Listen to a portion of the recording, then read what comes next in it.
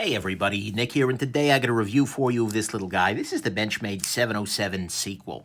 Very interesting little piece, and I want to thank very much my buddy Andrew for donating this to the channel. He sent this along under the condition that when I sell it, any money goes to charity. That's great. I appreciate that. It's win-win. So thank you very much, Andrew.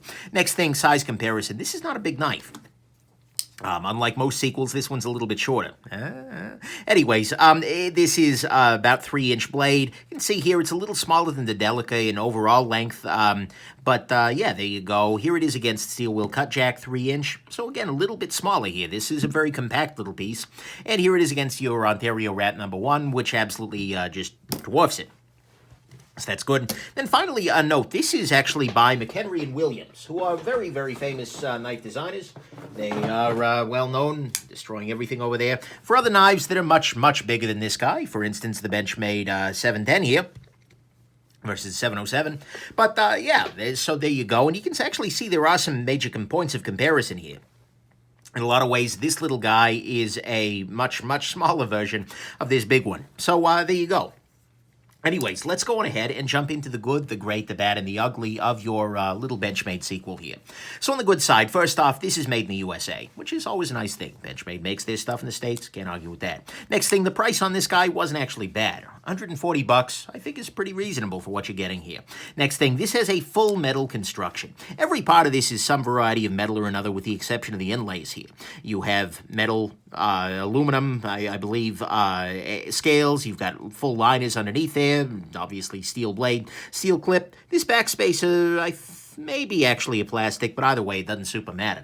This is full metal, beefy construction here, which I can't argue with at all. Next thing, this is a little detail, but it's something I appreciate.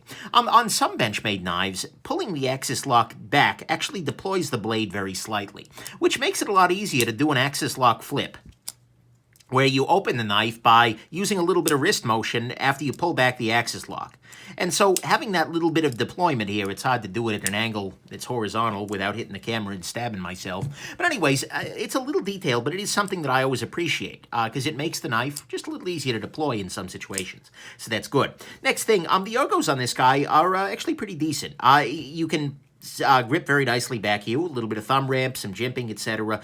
That works, and you can also actually choke up a little bit, although you have to be careful about it, because you're kind of sitting on this flat portion here. It is easy to find yourself onto the blade, but I do like the ergos very much, and it even allows a little bit of a pinchy grip sort of thing. I can't argue with that, and the stud deploy on it, the thumb studs are well positioned for an easy deploy and easy flick, so I can't argue with that very at all. Next thing, the clip here. Although this is a relatively boring shallow carry clip, Benchmade will, for free, send you a deep carry clip, which is absolutely a fine choice. Benchmade, do I have a Benchmade deep carry clip around here?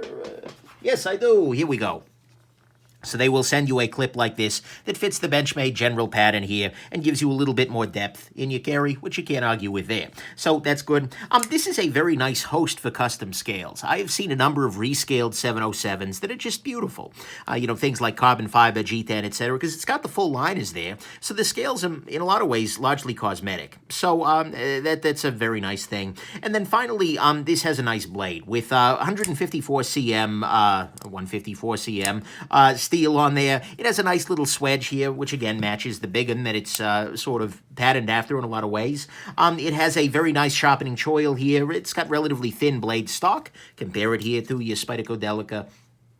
The shape on it is just great. Look, this is a blade that I absolutely enjoyed carrying and is absolutely fine for the kinds of utility cutting that most people do on a regular basis. So to me, that is the good here, is that it is a very nice blade. It is a nice host for custom scales. Benchmade is very happy to send you a deep carry clip, and the clip it's got works just fine. The ergos on it are pretty decent. Pulling the axis lock does deploy the blade slightly, which I appreciate. It has full metal construction. The price wasn't bad, and it's made in the US of A. To me, what is great, though, about this guy is the size. It's a nice intermediate piece. This comes in under the 3-inch line, which is important for a lot of people. Comes in, yeah. There's no way that you can measure this, that it's going to come in over 3 inches. Even from the very, very top, even if the cop doesn't like you, you're probably going to still come in under 3.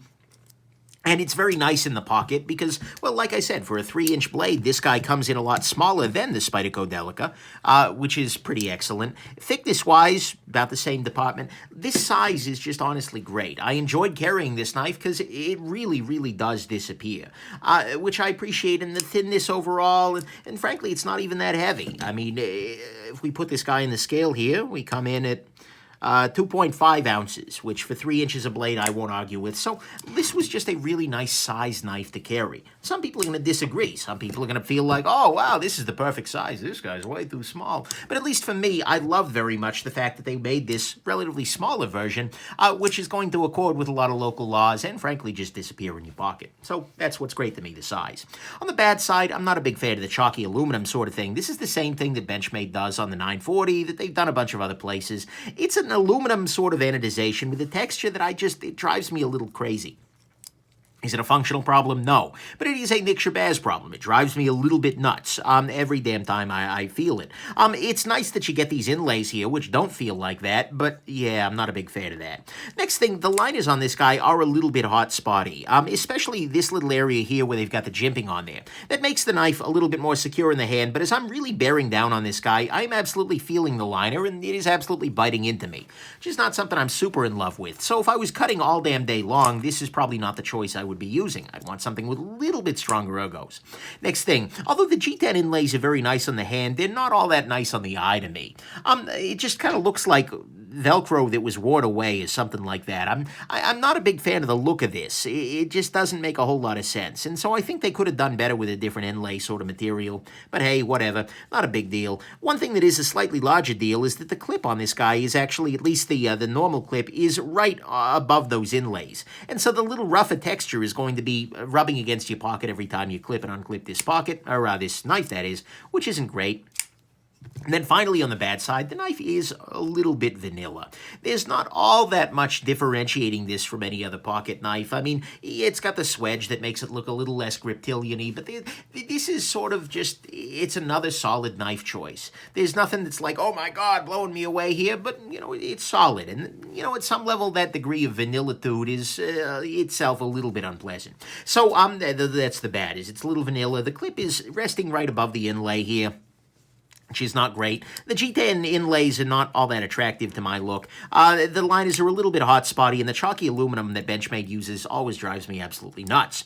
On the ugly front, there were two things. First off, it's discontinued, which is not a beautiful thing. I was a little bit sad to see this guy go. Not too sad, we'll talk about why, but a little bit sad to see it go. And so, although you can still definitely find them on the secondary market and from some stores, this is a discontinued knife. And the other issue is that Benchmade has had a rough time of quality control lately. It's 2018, and their quality control's been pretty awful for the last few years, which is when a lot of these were made. So buy in person, buy from a retailer who will help you find one with good centering. That's harder with discontinued knives. Or just make sure that you ask the seller whether the knife has a good action, good centering, and vertical and horizontal blade play. Well, you want it to not have the blade play.